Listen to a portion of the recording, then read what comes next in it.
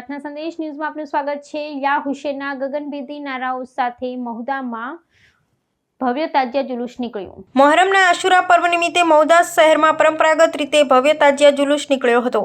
યા હુસેનના નારાઓ વચ્ચે હજારો મુસ્લિમ બિરાદરોએ કરબલાના શહીદ હઝરત ઇમામ હુસેન અને તેમના 72 સાથીઓને શ્રદ્ધાંજલિ અર્પણ કરી હતી। જુમ્મા મસ્જિદથી પ્રસ્થાન કરેલો જુલુસ નગરના મુખ્ય માર્ગો પરથી પસાર થઈ તાજિયા ઠંડા કરવાના સ્થળે પહોંચ્યો હતો। સમગ્ર માર્ગ પર સેવાભાવી લોકોએ શરબત, દૂધ, કોલ્ડ ડ્રિંક્સ, ફ્રૂટ સલાડ અને ઠંડા પાણીનું વિતરણ કરી માનવ સેવાનું ઉદાહરણ પૂરું પાડ્યું હતું। મહુદા પોલીસના ચુસ્ત બંદોબસ્ત વચ્ચે સમગ્ર કાર્યક્રમ શાંતિપૂર્ણ વાતાવરણમાં સંપન્ન થયો હતો।